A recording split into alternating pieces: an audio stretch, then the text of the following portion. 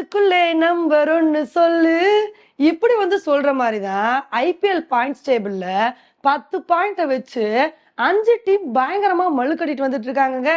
இன்னைக்கு நம்ம வீடியோல ஐபிஎல் பிளே ஆஃப் சினாரியோ பத்தி தான் பார்க்க போறோம். இந்த தடவை ஐபிஎல் சீசன்ல பாயிண்ட்ஸ் டேபிள்ல ஸ்டார்டிங்ல இருந்தே கெத்தா இருக்கிறது ராஜஸ்தான் மட்டும் தாங்க. ஏன்னா இப்ப அவங்க தான் பாயிண்ட்ஸ் டேபிள்ல டாப்ல வந்திருக்காங்க. 16 பாயிண்ட் வச்சிருக்காங்க. இவங்க ஆல்மோஸ்ட் பிளே ஆஃப்க்கு போயிட்டாங்க அப்படின்னு தாங்க சொல்லணும். அதனால இனிமேல் வரப்போற மேட்சை ராஜஸ்தான் ஜெயிச்சே ஆகணும் அப்படின்ற கட்டாயம் இல்ல. அவங்க பாட்டுக்கு ரிலாக்ஸா மத்த மேட்ச் எல்லாமே விளையாடலாம். அதனால ராஜஸ்தான் இந்த நிலைமையில வந்திருக்காங்க. இப்ப அடுத்து பாத்தீங்கன்னா KKR, CSK, SRH, Lucknow, Delhi இந்த 5 டீமுமே ஒரே பாயிண்ட், அதாவது 10 பாயிண்ட்ல வந்திருக்காங்க. இவங்க எல்லாத்துக்குமே ஒரே நிலைமை தான் வந்திருக்கு. ஆனா இதுல கேகேஆருக்கு என்ன அட்வான்டேஜ்னா அடுத்து 3 மேட்ச் வின் பண்ணா ஈஸியா பிளே ஆஃப் போயிருவாங்க. ஆனா அவங்க இது வரைக்கும் 8 மேட்ச் தான் விளையாண்டுருக்காங்க. அதனால இன்னும் அவங்களுக்கு 6 மேட்ச் பேலன்ஸ் இருக்குங்க. அந்த 6 மேட்ச்ல 3 மேட்ச் வின் பண்ணா போதும். ஈஸியா கேகேஆர் யாரோட தயவும் இல்லாம பிளே ஆஃப்க்கு போயிட்டே வந்திருப்பாங்க. இப்ப கேகேஆரோட ஃபார்மும் நல்லா இருக்கு. இதுக்கு முன்னாடி விளையாண்ட மாதிரி அப்படியே வரப்போற மேட்ச் எல்லாமே விளையாண்டாங்க அப்படின்னா கேகேஆர் பிளே ஆஃப் ஈஸியா போயிருவாங்க. இப்ப அடுத்து சிஎஸ்கே, எஸ்ஆர்எச், லக்னோ இந்த 3 டீமுமே பாத்தீங்கன்னா ஒரே நிலைமையில வந்திருக்காங்க. இப்ப சிஎஸ்கே நேத்து மேட்ச்ல வின் பண்ணது மூலமா இப்ப பாயிண்ட்ஸ் டேபிள்ல சொய்யின்னு ஏறி 3வது இடத்துல வந்துட்டாங்க. இப்ப சிஎஸ்கே பிளே ஆஃப் போனோம் அப்படின்னா அடுத்து 3 மேட்ச் வின் பண்ணணும். அடுத்து சிஎஸ்கேக்கு 5 மேட்ச் இருக்குங்க. இந்த 5 மேட்ச்ல எப்படியாவது 3 மேட்ச் வின் பண்ணிட்டோம் அப்படின்னா நம்ம யாரோட தயவு இல்லாம நம்ம பாட்டுக்கு ஈஸியா பிளே ஆஃப் போயிடலாம்.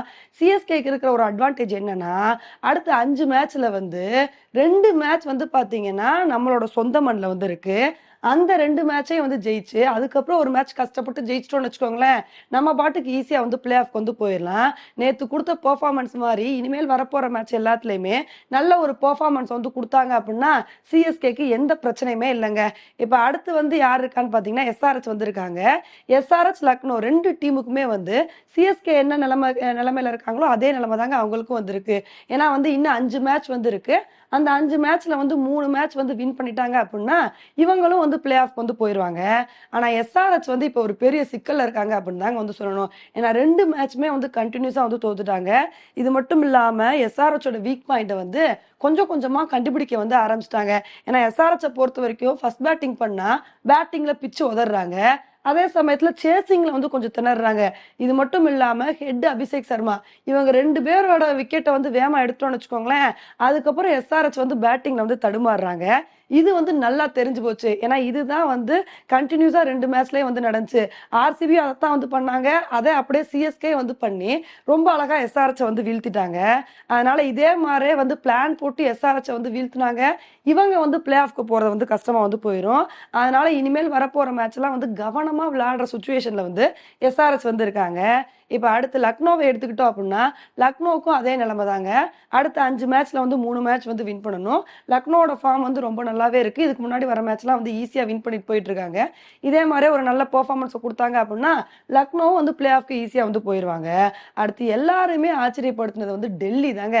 ஏன்னா டெல்லி பாத்தீங்கன்னா பாயிண்ட்ஸ் டேபிள்ல அவங்க பாட்டுக்கு கடைசி இடத்துல இருந்தாங்க.